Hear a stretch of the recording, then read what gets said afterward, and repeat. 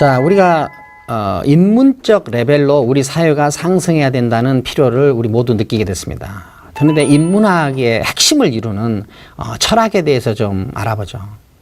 자, 철학은 무엇인가를 알기 위해서는 최초로 철학이 탄생되는 지점으로 우리가 돌아가 볼 필요가 있겠습니다.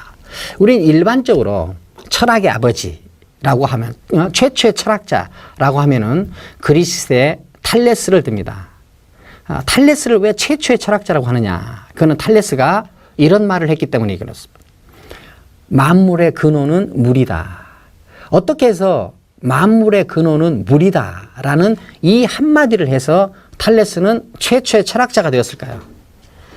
탈레스가 이 한마디 말을 해서 최초의 철학자가 된 이유는 이 탈레스가 말하기 이전까지 모든 그리스 사람들은 다 세계 만물의 근원은 다 신이라고 생각했습니다.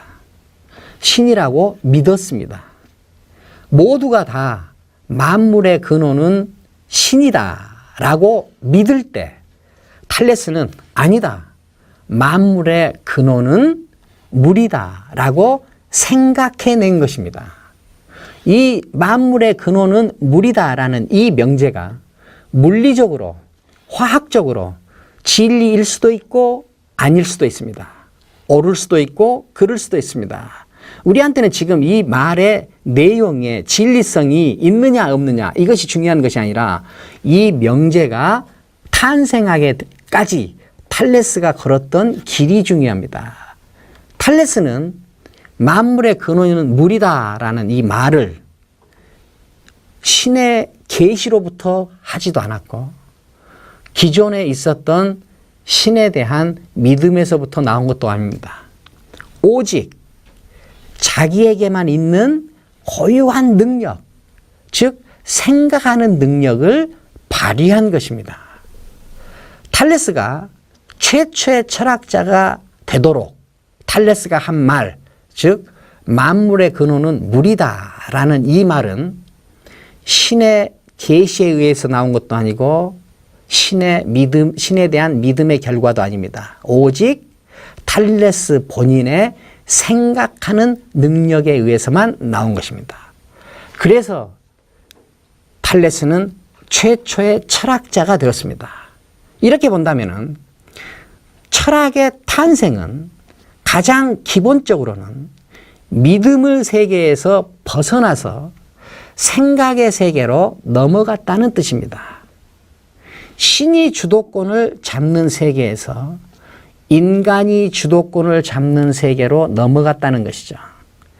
신이 주도권을 잡고 살면서 신들이 하는 활동을 기록해 놓은 이야기책을 우리는 신화라고 합니다. 이 신화가 인간이 생각의 능력을 발휘해서 세계에 대한 이해를 남겨놓은 것, 즉 철학의 세계로 넘어온 것이죠.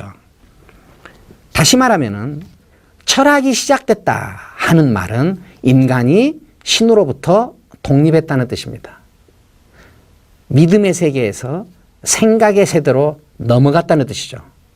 이것이 결국 인간을 신화의 세계에서 철학의 세계로 이끌고 간 것입니다. 이렇게 본다면 철학에서 가장 중요한 기본적인 정신은 무엇이냐? 그것은 바로 독립입니다. 이 독립의 내용이 철학이 태동할 때는 신으로부터의 독립으로 나왔지만 철학의 활동을 계속 해나갈 수 있도록 우리에게 제공하는 지혜는 무엇이냐? 바로 독립정신입니다. 어떤 믿음에 의해서도 지배되지 않으려고 하는 몸부림, 이것이 바로 세계를 철학적으로 보게 만드는 활동을 할 수 있게 합니다. 철학은 이 세계를 믿음의 체계를 근거로 바라보지 않고 이 세계를 자기만의 독립적인 능력으로 그 모든 믿음으로부터도 벗어나서 가장 자유로운 상태에서 세계와 접촉하고 관계하는 방식입니다.